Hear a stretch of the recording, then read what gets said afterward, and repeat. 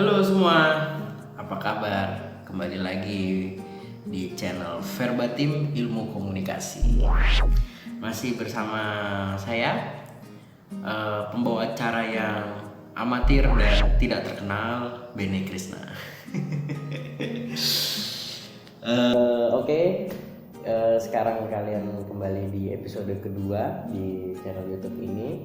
Kita langsung masuk aja supaya menghemat kuota internet kamu dan menghemat waktu kamu. Jadi di episode kedua ini kita akan membahas mengenai tips-tips dan cara-cara supaya kalian bisa mengetahui mana informasi yang benar dan mana informasi yang hoax.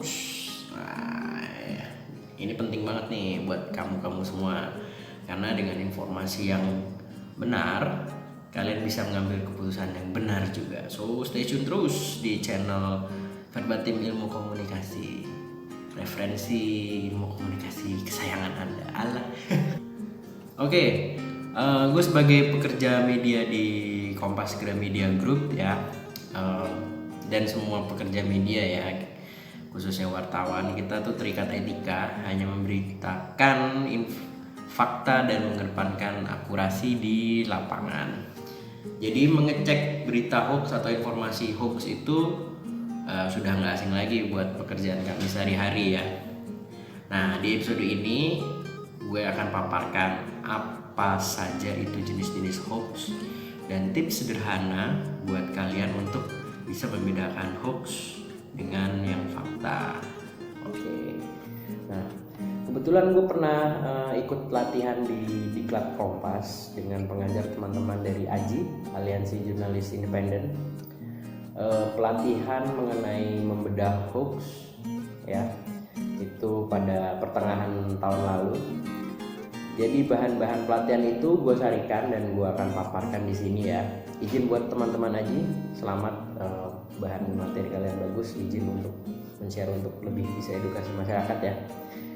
Nah, ditambah selain bahan-bahan dari seminar AJI itu, ditambah sedikit banyak pengalaman gue berinteraksi langsung dengan pencari berita di lapangan. Ya, semoga ini bisa bermanfaat buat kalian. Stay tune terus.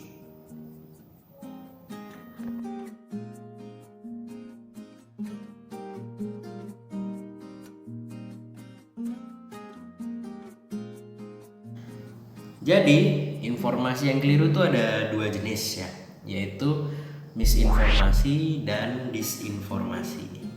Misinformasi itu adalah informasi yang salah, namun orang yang membagikannya percaya itu benar.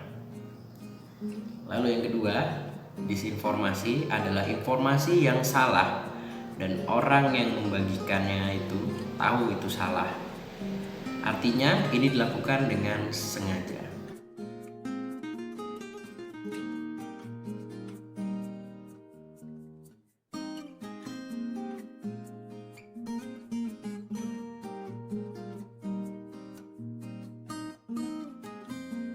Berikutnya ada 7 macam misinformasi dan disinformasi. Ada 7 macam misinformasi dan disinformasi.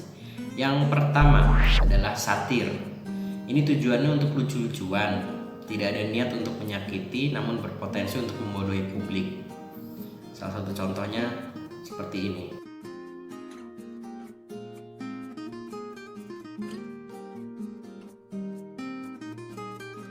Nah, di sini bisa kita lihat kan, tadi gambar dari Presiden pertama Indonesia, Insinyur Soekarno, yang kata-katanya diubah, ya.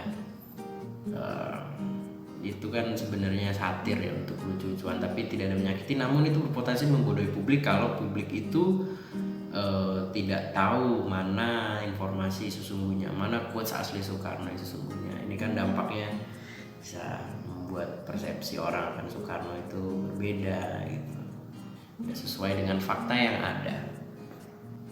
Lalu yang kedua adalah konten menyesatkan. Jadi konten ini sengaja dibuat untuk menyesatkan publik atau misleading ya. Yang ketiga, konten aspal, konten yang seolah-olah asli padahal palsu. Yang keempat adalah fabrikasi, konten yang sengaja dibuat untuk menyesatkan. Nah, ketiga jenis misinformasi dan disinformasi tadi kita bisa lihat contohnya di gambar berikut.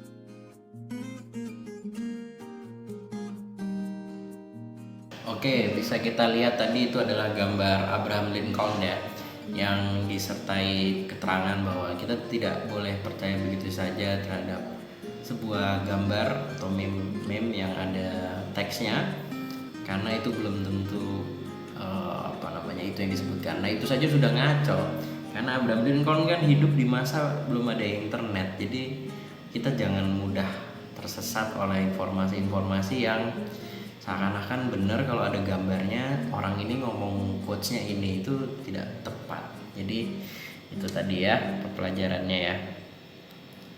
Oke, next berikutnya yang kelima, jenis misinformasi dan informasi yang kelima adalah konten gak nyambung. Jadi contohnya itu judulnya apa, isi beritanya apa, itu sering terjadi ya. Nah, yang keenam, konten dengan konteks yang salah. Jadi konteks aslinya tuh dihilangkan sehingga hilang juga akurasinya. Ini biasanya sering terjadi di pada video-video atau foto-foto bencana atau peristiwa. Jadi seringkali ada foto atau video banjir bandang yang terjadi taruhlah 2-3 tahun lalu, tapi kemudian tayang lagi di musim penghujan tahun ini gitu, seakan-akan ini ada banjir nih. Nah, itu menghilangkan konteksnya, menghilangkan faktualnya. Itu kan udah lampau, tapi kenapa dimunculkan sekarang? Nah, itu menimbulkan hoax ya. Jadi membuat orang kan panik, membuat wah udah banjir, padahal sebenarnya tidak. Itu adalah rekaman banjir yang lampau. Jadi itu tidak benar.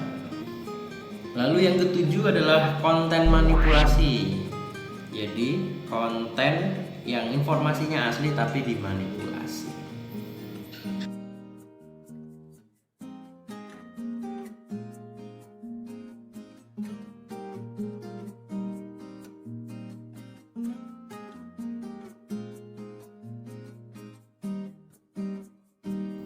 Oke, berikutnya kita akan membahas 7 alasan kenapa orang itu memproduksi hoax gitu ya. Yang pertama adalah ini disebabkan karena jurnalisme yang lemah. Jadi tidak ada disiplin verifikasi fakta dan konfirmasi fakta di lapangan, sehingga jurnalisme tidak benar-benar bisa memberikan informasi yang akurat kepada publik. Lalu yang kedua, ya lucu-lucuan saja, memang tidak ada alasan lain, hanya untuk lucu-lucuan saja. Yang ketiga, untuk memprovokasi, untuk membangkitkan emosi atau menggerakkan satu kelompok tertentu dengan tujuan tertentu ya. Lalu yang keempat, karena adanya unsur partisipan publik akan sesuatu. Yang kelima adalah untuk mencari uang, contohnya untuk clickbait, atau mungkin ada produsen hoax yang kita tahu beberapa kali pernah ditangkap oleh pihak polisian ya. Yang keenam, karena didasari motif politik. Jadi hoax itu diproduksi oleh salah satu kelompok politik tertentu yang membuat hoax itu untuk mendiskreditkan lawannya dan menjelek-jelekan lawannya ya. Lalu yang ketujuh, dalam rangka propaganda. Nah, ini usaha yang dilakukan untuk membangun opini publik sehingga publik seakan-akan percaya informasi hoax tersebut itu adalah propaganda.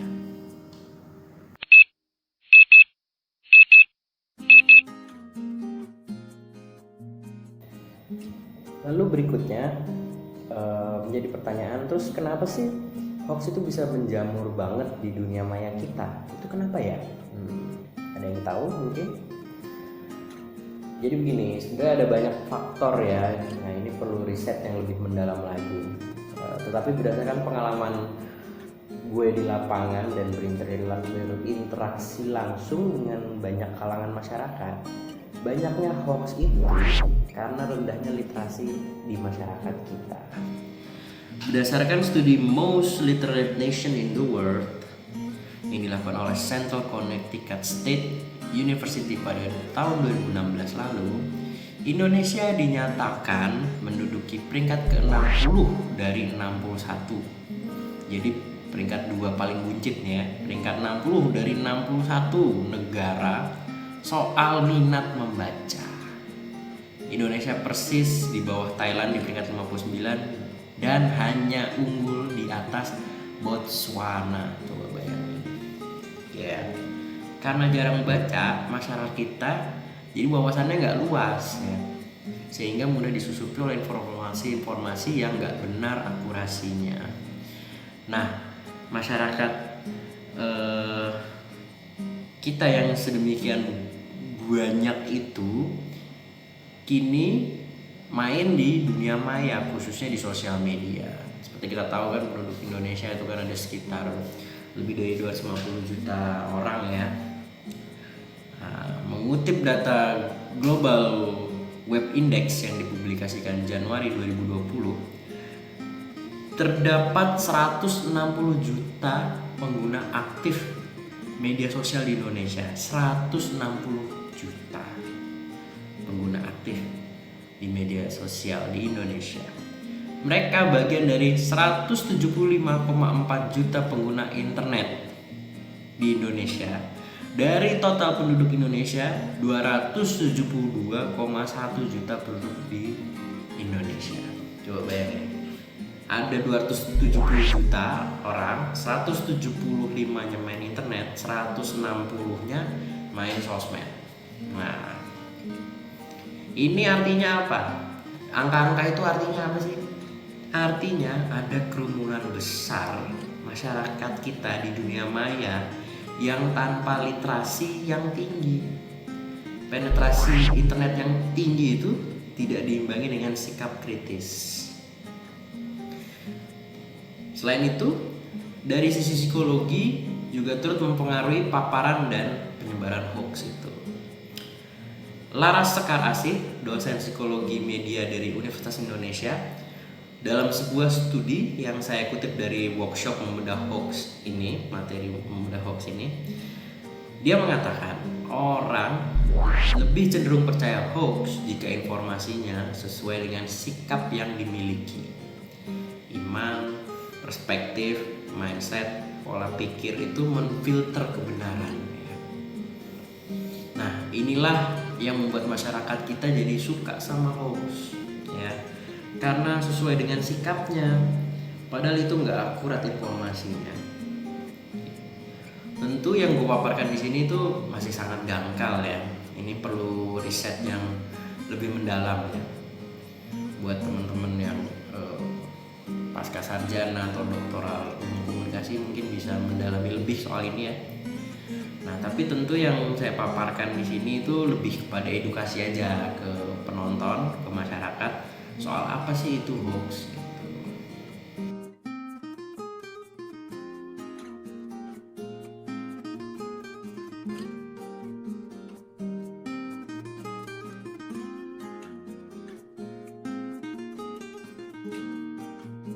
Bagian berikutnya, lalu bagaimana sih cara kita sebagai publik masyarakat bisa terhindar dan menghadapi hoax ini? Nah, ini dia core of the core, inti dari episode ini. Simak ya guys. Jadi ada 6 cara mengetahui informasi atau berita yang hoax itu.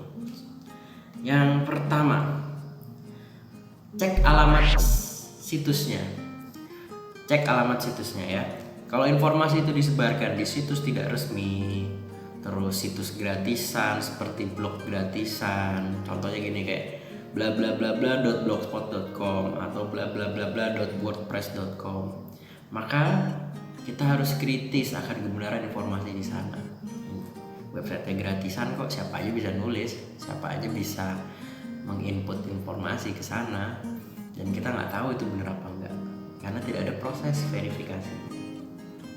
Yang kedua, cek detail visual dari situs tersebut atau visual dari informasi tersebut. Kalau informasi visualnya nggak jelas, tidak memberikan gambaran yang jernih, layak kita kritisi. Ini gambar apaan sih? emang iya gambar itu yang dimaksud. Ya, seperti itu ya guys. Yang ketiga, waspadai situs atau informasi yang disampaikan itu kalau kebanyakan iklannya. Nah itu mah clickbait dan isinya nggak substansial biasanya. Besar kemungkinan dia cuma mau dapat uang dari iklannya aja, maka informasinya pun harus dikritisi. Yang keempat, bandingkan informasi yang ada itu dengan informasi di media mainstream yang kredibel dan diyakini akurasinya. Sebab informasi media mainstream sudah melalui proses jurnalistik, editing, dan verifikasi fakta di lapangan, sehingga meningkatkan tingkat akurasi informasi tersebut. Yang kelima, cek about us atau tentang kami di situs itu. Pelajari siapa sih yang bikin situs itu dan susunan kepengurusannya, kredibel atau enggak sih dia itu untuk memberikan informasi. Kira-kira ya, informasi yang akan diberikan itu benar apa enggak? Kita harus kritis di situ. Oke, yang keenam, waspadalah dengan judul-judul sensasional. Nah, karena seringkali beda judul dengan beda konten. Nah, ini juga termasuk salah satu hoax juga. Jadi waspada dengan judul-judul sensasional. Jangan mudah kepancing. Terus kita harus kritis dulu, kita harus mencerna dulu. Bener nggak ya? Oke, itu tadi seputar apa itu hoax dan bagaimana cara mengatasinya. Semoga bahasan kita tadi itu bisa bermanfaat ya buat kamu semua, agar bisa selalu terhindar dari hoax. Ingat, dengan basis informasi yang tepat kita pun dapat mengambil keputusan yang tepat pula. Itulah pentingnya kita harus memperoleh informasi yang benar dan akurat. Anyway, sekian dulu episode channel YouTube Verbatim kali ini. Terima kasih sudah menyimak ya, sudah menonton. Jangan lupa untuk like dan subscribe. Ya, kan gratis tuh, cuma tinggal klik doang. Dan mengutip kata Soleh Solihun juga ya. Kalau kamu senang, tolong kamu beritahu temanmu soal channel YouTube ini. Kalau kamu nggak senang, ya udah diem-diem aja, kan nggak ada ruginya buat kamu. Oke, Benya Krisna cabut dulu, sampai jumpa di episode-episode berikutnya. Dadah.